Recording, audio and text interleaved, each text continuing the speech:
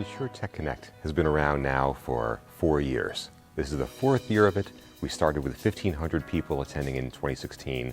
Now I'm really pleased to say we have over 7,000 people here in 2019.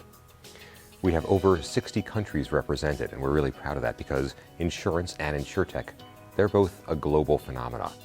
So the first thing that I have to say about where does InsureTech Connect go, well, we're going to Asia. We're actually expanding, coming this June, the first week of June, to have InsureTech Connect Asia in Singapore. I think that that's going to be a tremendous experience. I think that we see hundreds of people from Asia come here to Las Vegas, but it's going to be a lot easier for them and many of their colleagues to actually get to Singapore instead. I also hope, in fact, many people from outside of Asia may decide that there's a lot to learn from what's going on with all the innovation happening in Asia, so we may see some people attend there from outside of Asia.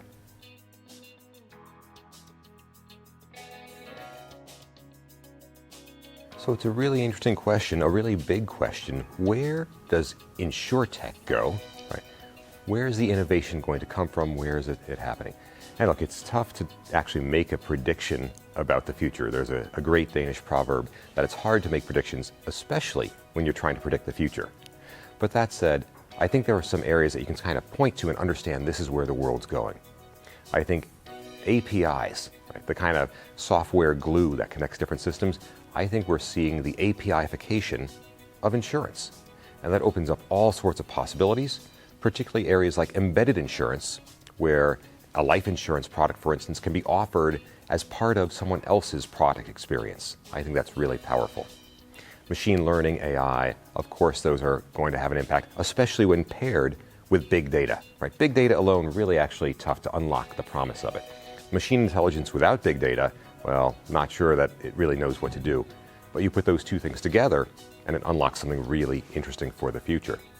And then I have these weird obsessions, but I have this obsession with actually the cost curve of gene sequencing.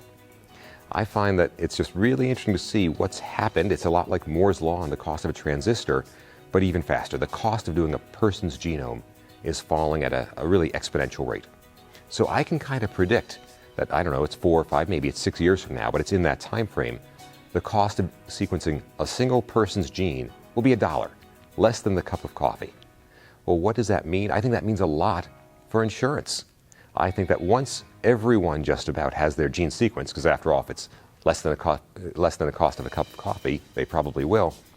Well, that's information asymmetry. So now how does a life insurance company deal with that? Right? What does that look like? What's the regulatory environment? It opens up more questions, but I think it's a very interesting area.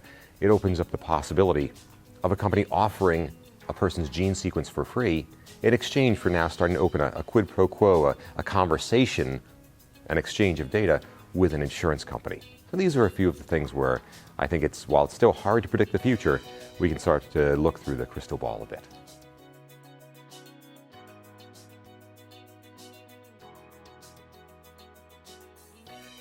So insurance leaders going forward, I think they most of all need to do 2 things. One, always keep in mind the human aspect of what insurance is about. I love the business of innovation and the business of insurance, but it's always important to anchor back every now and then to keep in mind the impact we're having on people's lives. And the other thing I'd say, and this may sound a little odd, but maintain a sense of curiosity. If you remain curious as an insurance innovation leader, or really just an insurance leader, then you can remain open to possibilities, and you won't get caught flat-footed, right, by what the competitors or some new entrants might be trying to do.